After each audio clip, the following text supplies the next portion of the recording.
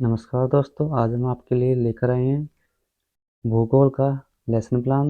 ये हमारा पहला लेसन प्लान है, पाठ योजना 1।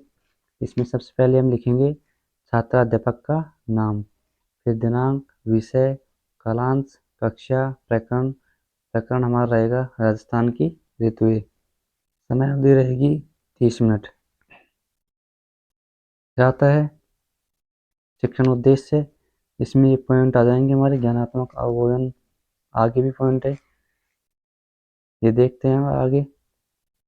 कौशलात्मक है, ज्ञानापयोग है, ये हमारे पॉइंट हो जाएंगे शिक्षण उद्देश्य के। अभिरुचि है, अभिव्यक्ति है। इसके बाद आता है शिक्षण विधि। हम किस विधि से पाठ्य योजना तैयार कर रहे हैं।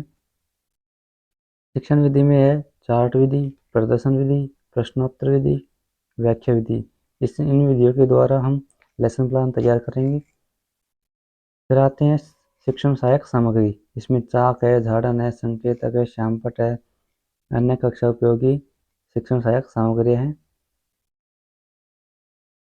फिर है पूर्व ज्ञान। पूर्व ज्ञान लिखेंगे छात्र राजस्थान के ऋतुओं के बारे में सामान्य जानकारी रखते हैं। फिर आता है हमारी प्रस्तावना। प्रस्तावना में लिखेंगे, इसमें हमने 5 प्रश्न बनाए हैं। पहला प्रश्न है, सूर्य के अधिक ताप के कारण समुद्र के अंदर क्या उत्पन्न होती है। तो छात्र की हो जाएगी वाष्प। फिर दूसरा प्रश्न है, वाष्प के द्वारा किनका निर्माण होता है। तो छात्र की आएगी बादलों के द्वारा, बादलों का निर्माण होता है। बादलों के बरसने से क्या होती है, क्या होती है, वर्षा। फिर आता है वर्षा किस ऋतु में होती है, वर्षा ऋतु में। फिर हमारा 5वां प्रश्न आ जाएगा, वर्षा ऋतु के साथ अन्य ऋतुओं को भी समझाइए। ये प्रश्न हो जाएगा हमारा समस्यात्मक। फिर आता है उद्देश्य कथन। उद्देश्य कथन हम लिखेंगे, छात्रों आज हम कक्षा में राजस्थान के ऋतुओं के बारे में विस्तार पूर्वक अध्ययन करेंगे। फिर आती है प्रस्तुतिकरण।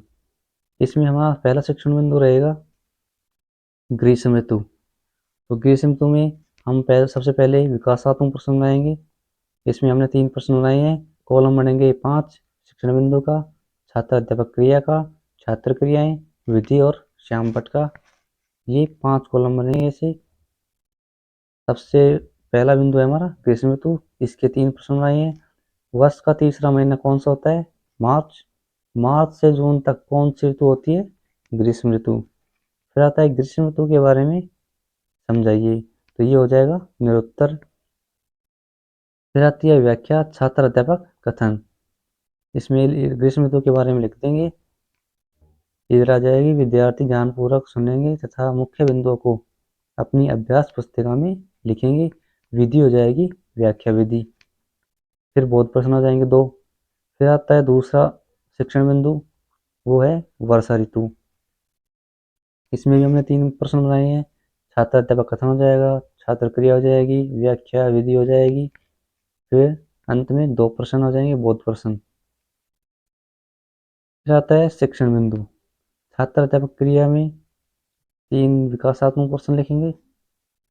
हमारा ये पहला प्रश्न हो जाएगा, राजस्थान में सर्दियों में ऊंचाई के कारण सबसे ठंडा स्थान कौन सा है, माउंट आबू। विधि हो जाएगी प्रश्नोत्तर विधि। इस प्रकार से दूसरा तीसरा प्रश्न हो जाएगा, छात्र अध्यापक कथन हो जाएगा। आगे आता है बोध प्रश्न। बोध प्रश्न या पुनरावृत्ति प्रश्न। अंत में हम ये कर सकते हैं बोध प्रश्न या पुनरावृत्ति प्रश्न। इसमें हमने 2 प्रश्न लिए हैं।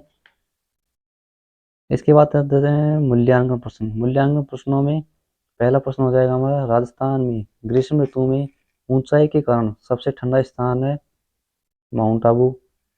फिर एक प्रश्न ऐसे बनाएंगे, राजस्थान में चलने वाली अत्यंत गर्म धूल भरी हवाओं को कहा जाता है।